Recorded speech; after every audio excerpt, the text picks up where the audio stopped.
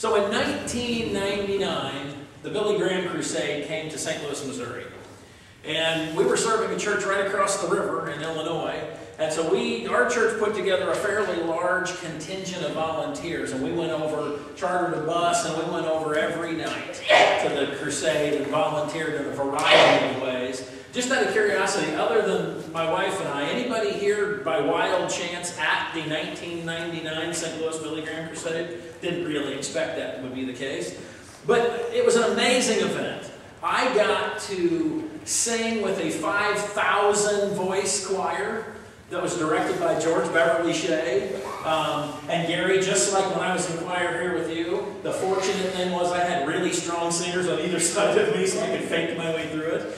I got to stand down on the main floor of the TWA Dome, it was then the TWA Dome, and meet people coming down and help them come to Christ. I mean, it really was an amazing experience. It was, however, not my first experience with the Billy Graham Crusade in St. Louis. In 1973, I had a much different experience at the Billy Graham Crusade. I was 12 years old in 1973. You do the math. And Billy Graham came to St. Louis again. And then he came to the Checker Dome, which doesn't even exist anymore. It was where the St. Louis Blues played hockey. And my parents, I've shared before that we were basically godless heathens growing up. We didn't go to church. We just didn't even think about going to church. But my saintly aunt, God love her, convinced my parents to go to the Billy Graham Crusade one day. Now, I was 12, which made my brother 16 and my sister 18. They were old enough to come up with good reasons why they didn't have to go. I was 12, so I couldn't come up with a good enough reason, so I had to go. So we went and we listened. I'll be honest, I slept through a large portion of what happened that day. But then we got to the point of making the decision, which is the point of every Billy Graham Crusade, of course, is to make a decision for Christ. Well, apparently my folks were sufficiently moved by Billy and George Beverly Shea and all the rest of the folks, because when the invitation came, they got up to go, which was really kind of an amazing thing. And they also informed me that I was going as well. And I really didn't even understand what I was going to do, but I was told I was going, so I was going. And when I got down to the floor of the TWA Dome, the Checker Dome, there was a young man waiting there. Energetic, sincere, spirit-filled young man standing there waiting. You know, he was primed. This is what he had been trained for. And I came down off those stairs, and he asked me if I came to accept Jesus Christ. The second my foot hit the floor, the main floor of the Checker Dome, he asked me if I had come to accept Christ. And like I said, I'd been asleep, so I wasn't really sure why I had come. But based on the tone of his voice and his choice of words, I was pretty sure my answer was supposed to be yes. So I said, yes. And then waited to see if I gave the right answer. He smiled, so I did. And then he walked me through the reasons to accept Jesus Christ. And then he had me recite a prayer accepting Christ. And then he said, "Do you love God?" And I said, "Sure." He said, "Okay, great. Now where's Jesus Christ?" And even at 12, I was sarcastic even at 12. I was tempted to say, I didn't know he was missing. But I didn't think that sarcasm would be appropriate at that moment. And then I noticed that he was pitching me this massive softball to hit. Because as he was saying, "Where's Jesus Christ?" he's doing this. And I'm going, oh, ding, okay, I get it. So I said, "In my heart?" And he said, "Yes, yes." And he gave me a follow-up packet, and I left the Checker Dome, and I really didn't do another thing about it. I really didn't love God leaving that day, and I really didn't have Jesus Christ in my heart that day, and neither one of those things happened for quite some time after that. Today we continue our series, week 6 of 7, so we're nearing the end. 3 simple questions, 3 simple rules, based on books by retired United Methodist Bishop Reuben. If you remember the first week, the very first question we asked was, who is God? Followed up by, who am I? Who are we together? Week 4, we shifted into the rules. And the first rule was, do no harm. Above all else, else, can't do anything else, do no harm. Last week the rule was do good. Don't just do no harm, but do good. Today we get to the last of the 3 rules, which is stay in love with God. Stay in love with God. And Deuteronomy chapter 6, verses 5 through 9, talk about how important that is to stay in love with God. Hear these words. It says, love the Lord your God with all your heart, with all your soul, and with all your strength. These commandments that I give you today are to be on your hearts. Impress them on your children. Talk about them when you sit at home and when you walk along the road, when you lie down and when you get up. Tie them as symbols on your hands and bind them on your foreheads. Write them on the door frames of your houses and on your gates. Did you hear that? He said, love God with all your heart, all your soul, and all your strength.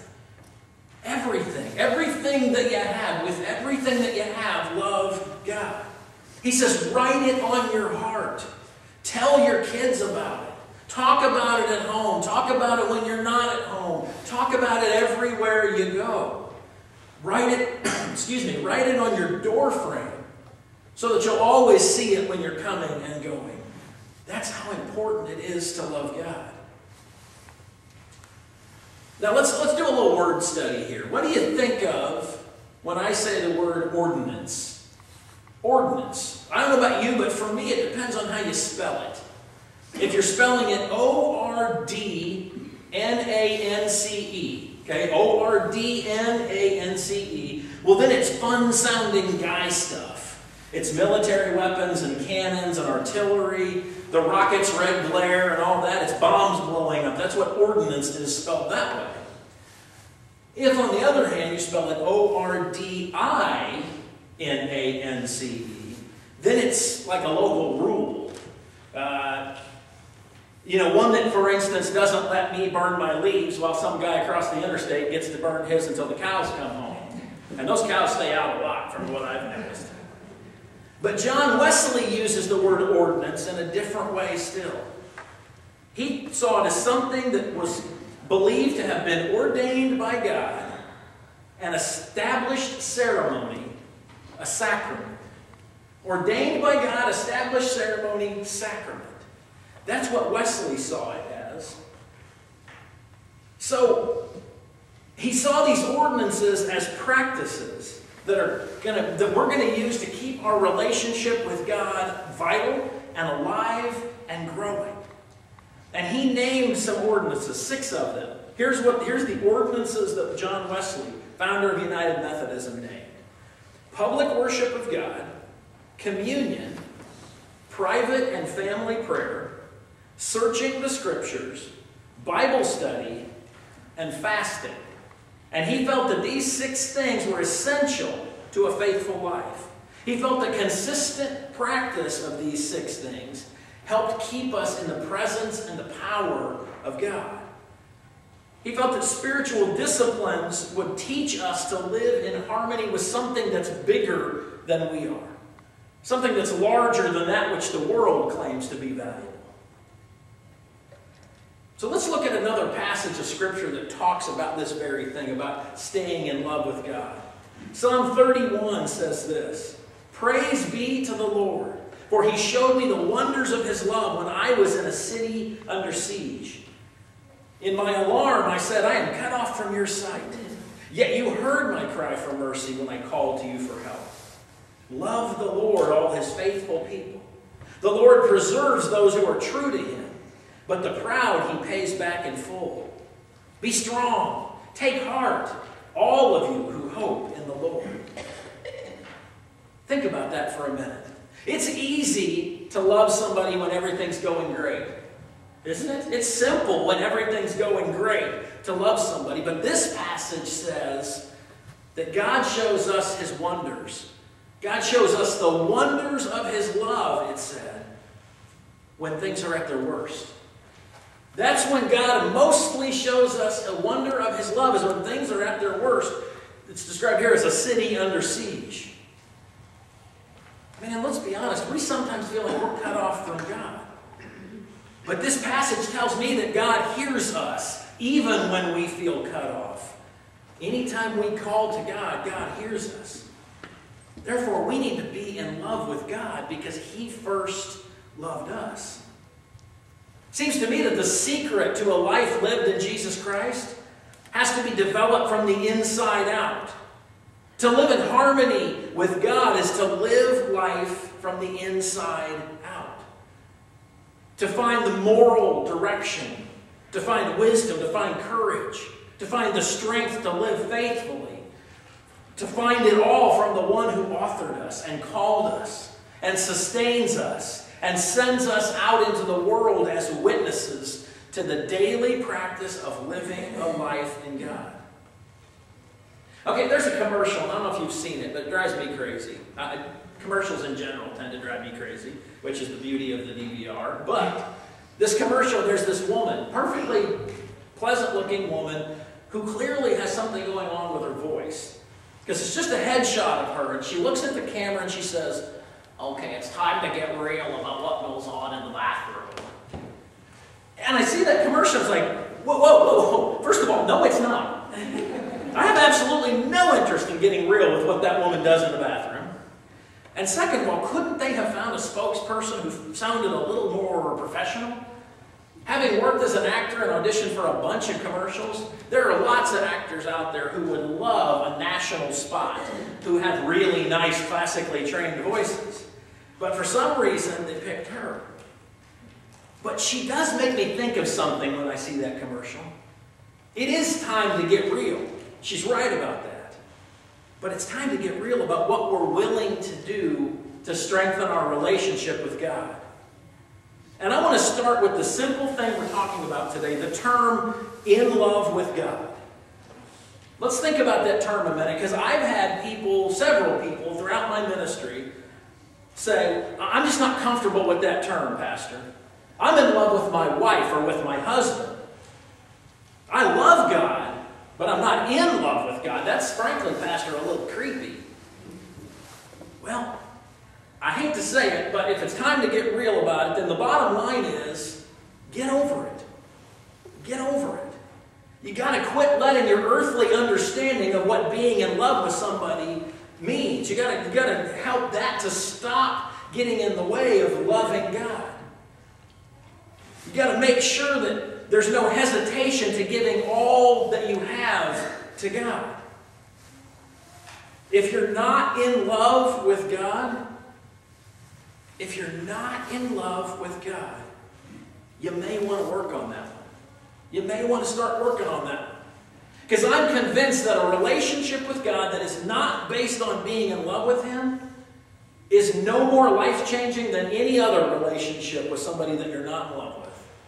Let's be honest, you're not in love with your mailman, you're not in love with your paper boy, you're not in love with your dry cleaner. And I'm guessing none of those have a major impact on your life. But I am in love with my wife. And she has changed and continues to change my life in positive and measurable ways. And as amazing as she is, notice I said that before I say this, God is better. God is better. I am in love with God because He has changed and continues to change my life in positive and measurable ways. So if you can't say that you're in love with God, or if you're not willing to say that you're in love with God, then you're simply doing the spiritual equivalent of trying to push a city bus up a very long, steep hill starting at the bottom. Okay, so these ordinances that John Wesley talked about a few minutes ago, these spiritual practices, how do they play out in real time? Let's look at them again. Public worship of God, communion, private and family prayer, searching the Scriptures, Bible study, and fasting. Let's be honest, that's the one that gets us, isn't it? That's always the one that grinds us to a halt. It scares us a bit. Because fasting, the idea of fasting conjures up images of John the Baptist wearing camel hair suits and eating locusts. It conjures up images of Gandhi going, 11 days without eating and weighing 47 pounds and wearing that odd little diaper thing. That's what fasting makes us think of. It seems a little crazy. But collectively, what do these 6 ordinances really mean? What do they boil down to? If you boil them down, what do you have? I think you have 4 things. If you take Wesley's 6 ordinances and really boil them down, I think you have 4 things left for us to do. The first one is a daily time for prayer, reflection on, and study of the Bible. Okay, prayer, reflection on the Bible, study on the Bible. That's the first one. Reflect on those things. We find time for all sorts of things, don't we? We have 900 kids practices a day that we got to drive people to. We have 900 games that our kids play on the weekend. We got Facebook, we got Pinterest, we got hours of study on the DVR. Does that hit a nerve with anybody but me? So how much time do we really devote? How much time do we really devote to important things? Do you pray daily? Really pray daily? You should. You just should. And you should pray no less than 15 minutes a day. For some, they go, well, that's not much. And other people go, my gosh, 15 minutes? What are you kidding? Break it up. 5 minutes at a time, here and there. But pray daily. Then it said, reflect on the Bible. Reflect on and study the Bible. I've got folks right now, both in the church and through my website, that are reading the Bible in a year. They're spending roughly 20 minutes a day reading through it on a schedule. And at the end of the year, they'll be able to say that they read the Bible from cover to cover. Now, do you have to do it that way? No, of course not. It's just a kind of a nice structure to have to remind you every day what to read. But however you do it, when you dig into God's Word, it changes you. And it changes you from the inside out, which is the way we need to be changed. So the first thing, daily time for prayer, is reflection on and study of the Bible. The second thing is participate regularly in the life of the church, including, but not limited to, weekly worship and regular communion. Okay? Let me say that one again. Participate regularly in the life of the church, including, but not limited to, weekly worship and regular communion. So here's my next question, since we're getting real about what goes on. Do you come to church every week? You should. You just should. There's no better place to be on a Sunday morning than with church family, sharing your life and worshiping God. What about Wednesday night live dinners? Do you come to those? Is it too hard to get there? I mean, you have to eat, right? What's more important that's holding you back from regular commitment to church? Make worshiping God with your fellow believers a priority. So, daily time for prayer, reflection on and study of the Bible. Participate regularly in the life of a church. Number 3, do acts of goodness and mercy. And that can be simple. That can be anything from holding the door open for somebody at the grocery store to volunteering at a place like Empty Tomb or one of the other places that we go to in Champaign. But when you do good things, when you show mercy to other people, it makes you feel really good inside. And that's not the reason to do it, but it sure is a nice sideline. Because not only does it make you feel really good, it helps you better reflect God's love to those people who are around you. So daily time for prayer, reflection on and study of the Bible. Participate regularly in the life of the church. Do acts of goodness and mercy. And then the last one. Find opportunities to share with and learn from others who are also seeking to follow God. I find a lot of people say, well, I don't really have anything to offer. I don't really talk to people about my faith because I really don't know much and I don't have anything to offer. Don't think that. Don't think that you have nothing to offer. Because you do. You do. And don't think that nobody else has anything to offer you. Because they do. None of us are where we should be in our faith.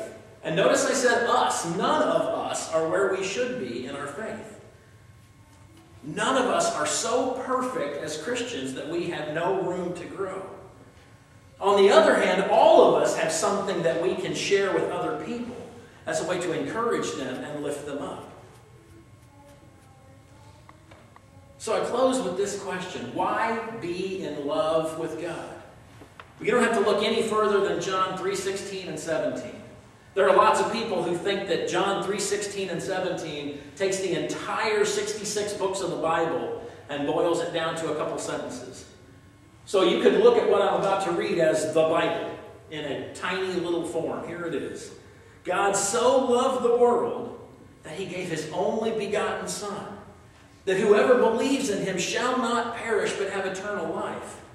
For God didn't send his Son into the world to condemn it, but to save it through him. Wow. God so loved us that he gave his only Son. That's amazing. Would you sacrifice your kid for me? That's probably about as likely as me sacrificing my kid for you, right? Fortunately, God isn't us. And if we believe in him, this passage says, we get to spend eternity with him. And the other half of that, why God sent Jesus, did you catch it? It said he sent Jesus to save us. To save us. Not condemn us, but to save us. And if that's not reason enough to stay in love with God, I just don't know what is.